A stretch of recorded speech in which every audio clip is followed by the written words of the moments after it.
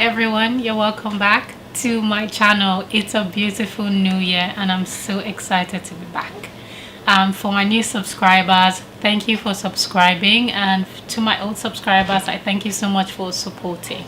I have a good reason for being away all of this time. So myself and my husband were expecting, and I decided to just take some time off to focus on my health and the delivery and let the baby grow up a bit.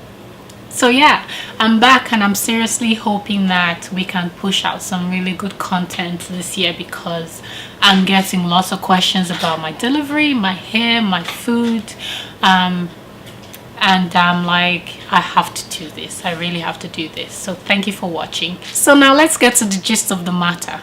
If you're expecting, and like me, you're looking for natural ways to induce labor, this video is for you. In this video, I'm going to share with you how I induce my labor naturally using castor oil. Keep watching. Okay, now to the gist. The moment my husband and I found out that we were expecting, we had to plan, moving forward. I knew without a doubt that I was going to use a midwife. No questions asked. So we got registered at a midwife clinic in our area, and it was a wonderful experience. Everything was going well with the baby. I had some challenges along the way, but it was a very good experience altogether.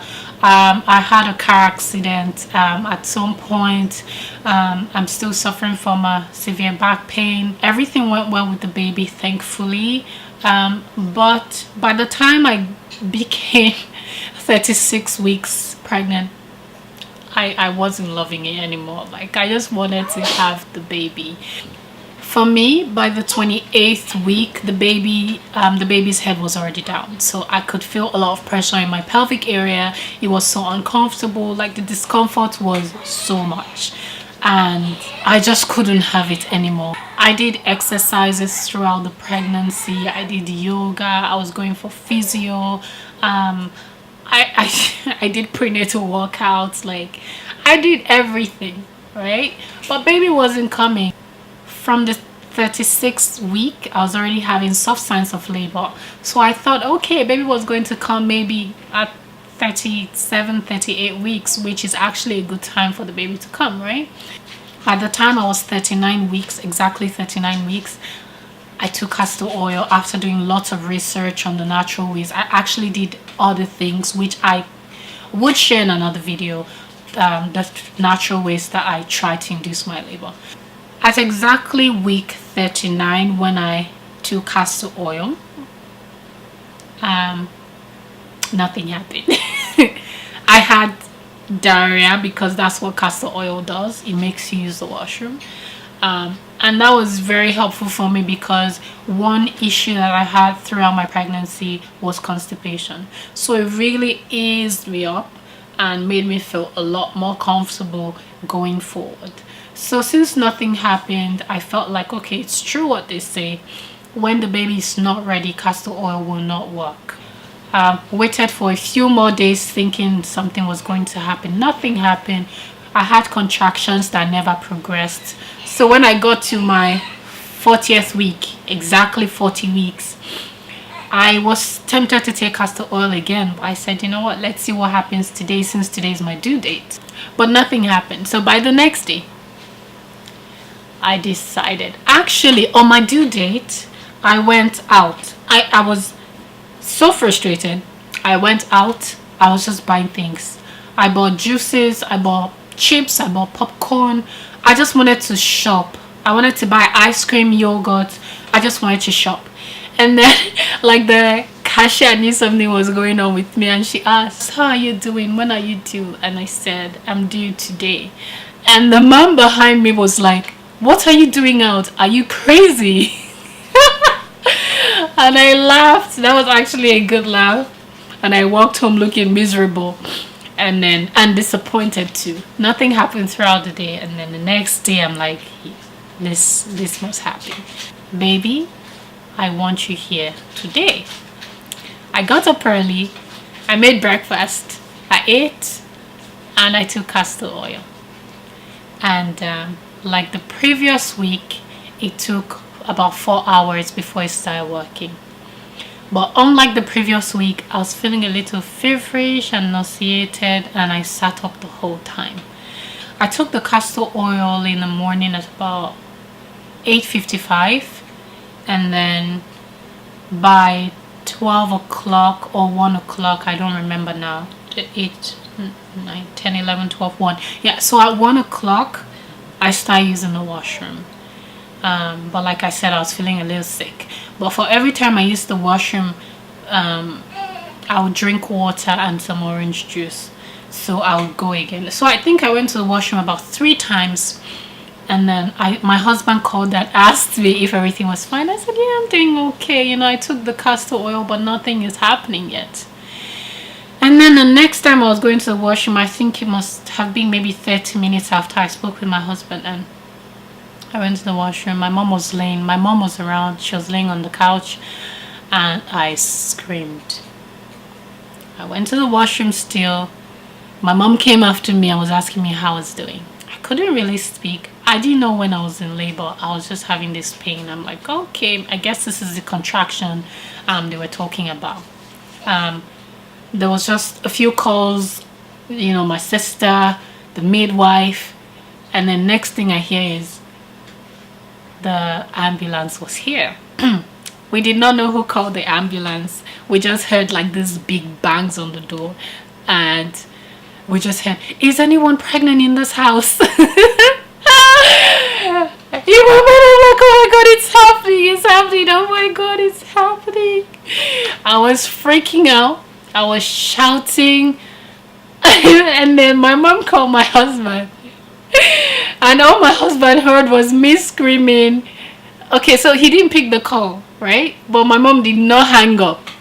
So by the time he got the message, all he heard was me screaming. Imagine this man running from work to come home. Me that packed my bag weeks before. By the time the paramedics came, I was not wearing anything. They just threw a towel over me. My mom just managed to squeeze me in the way they bundled me out of the house. Hey. Anyways, I get to the hospital. I think all of this was happening around 3 o'clock. I get to the hospital about 3:10. I got checked. I believe they said I was 4 centimeters dilated. In no time, my midwife came. I was in so much pain.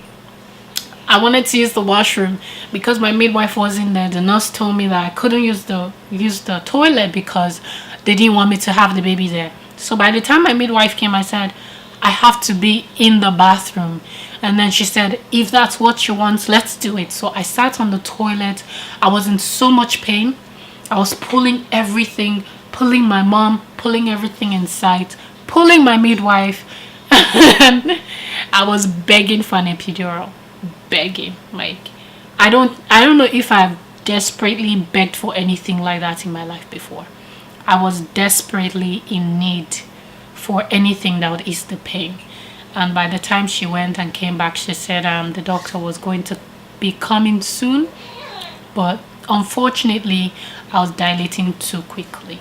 So she brought the nitrogen gas, I think, yeah, the laughing gas. Yeah, she brought the laughing gas, and she asked me to inhale it every time I had a contraction. Boy, you need to see how I threw this thing at her. I was like, it's not working, it's not working.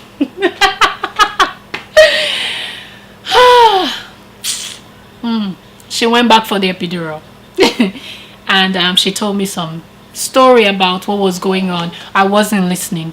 And then she checked me again. By the time she was checking me, she broke my water and she said, you're 8 centimeters dilated already.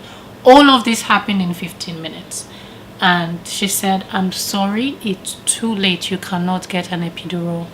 That was the most disappointing news on that day.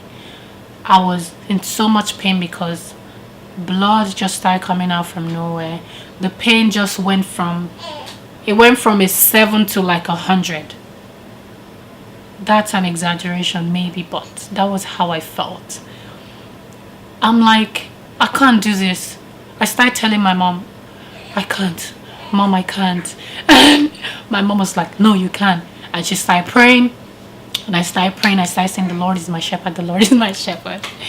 And next thing is, I'm like, I want to go on the floor. They put some mat on the floor in the bathroom for me. And I'm like, no, I want to go on the bed. And then they helped me to go on the bed. And my midwife checked me again and she said, you're about 9.5 centimeters dilated. You have to push. So she coached me for a bit, but I wasn't doing such a great job. But the baby was coming, but I think I was sitting on my back because of my back pain. So she coached me and then she said, for a first time mom, you might have to do this for an hour to 2 hours. In my mind, I'm like, how can I do this for so long?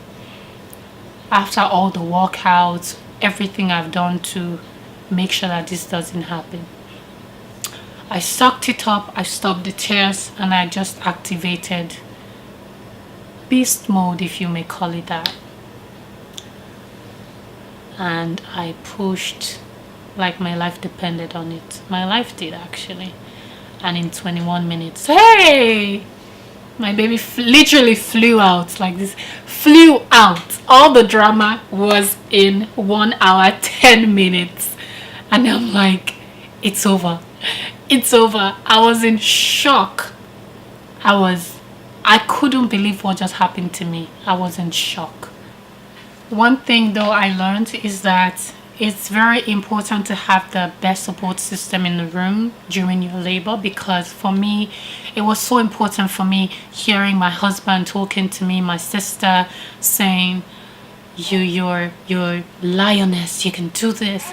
My mom saying you're a strong girl, you can do this, you know. And my husband just touching me and talking to me very softly. It was very powerful for me. And I would say that really gave me strength to make the whole process a lot easier. I feel really blessed to have had that kind of support, honestly. There's only one way to describe childbirth. It's a miracle. It's nothing short of a miracle. Anyways, so if you'd like to share your own childbirth story with me, please let me know, message me. I would love to hear. Thank you so much for watching this video. I'll be making you more videos very soon. Please subscribe to my channel and do not forget to hit the notification button when you subscribe so that you get information whenever I post a new video. I'll see you in my next video. Bye bye.